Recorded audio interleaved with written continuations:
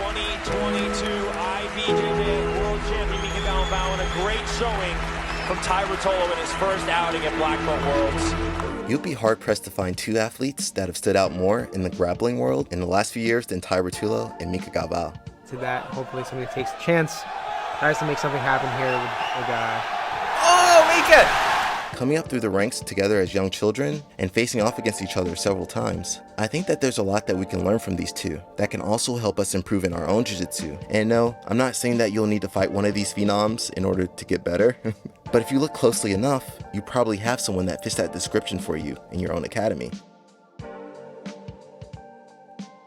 Motivation. One of the biggest benefits to having a rival is that your drive to compete is no longer solely up to yourself. With the rival, your motivation becomes extrinsic and measurable. Rolling with your rival will give you first-hand experience on how well you're doing, as well as the areas in which you can improve upon. We can see this in the matches between Tai and Mica. And I felt he was beatable, and I had certain times in the match where I could have, done better. I could have capitalized off some mistakes of his, and I didn't the way I should have, In this video from 2019, when they were both blue belts,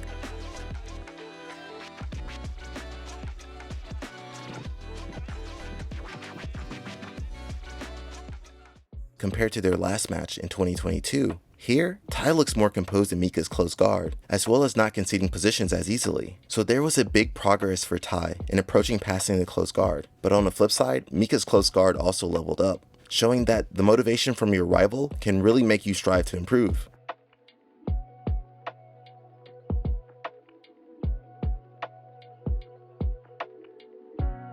Focus.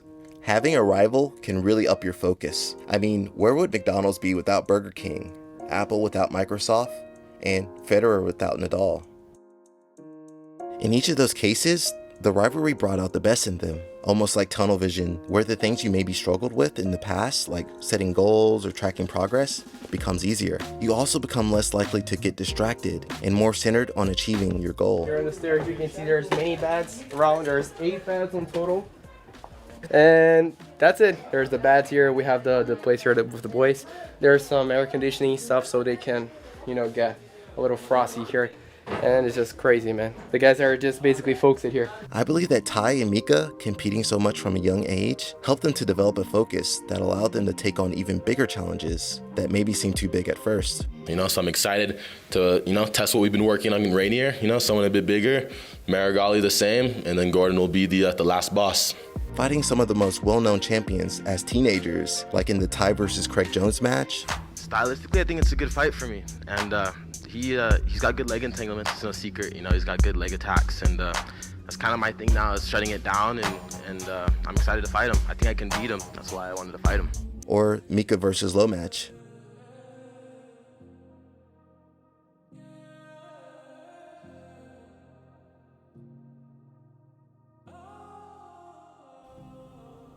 Inspiration. The third benefit to having a rival is that it can also inspire those around you, which can be seen in the iconic matches between Roger Gracie and Ronaldo Jacare. When Roger broke Jacare's arm with an armbar,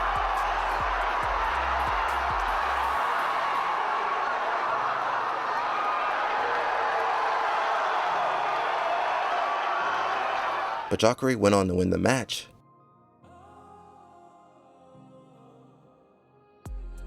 And again with the Terere versus Marcelo matches, which were just outright amazing.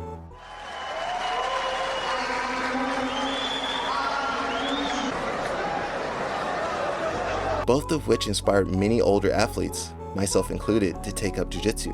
Ele, né, pra caramba, o Marcelo. Marcelo, também? sim. E qual outro, assim, que tu, caralho, esse tá Cara, bem. eu acho que duas pessoas que eu admiro demais era o Marcelo e outro era o Terere. Fernando Terere. Pode crer. Lutou com o Verdun. The same can be said for Tai and Mica, as they have inspired countless children and teenagers to take to the mats and follow in their footsteps.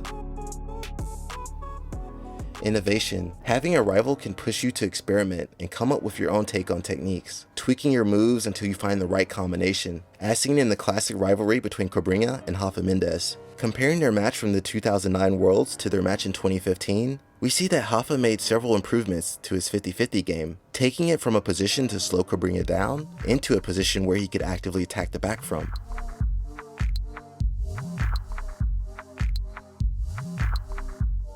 I believe that Ty's leg stomp passing is a great example of this, as he continued to innovate this move by going up against really talented competitors, which he was later able to implement briefly during his match with Mica in 2022.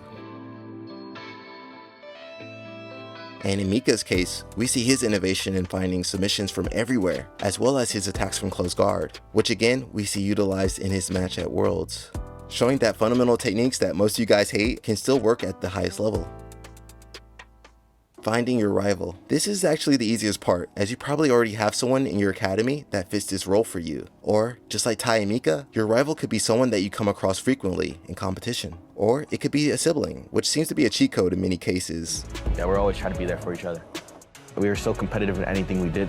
If we weren't battling each other every day, we probably wouldn't be even close to as good as we are. You guys are going too hard.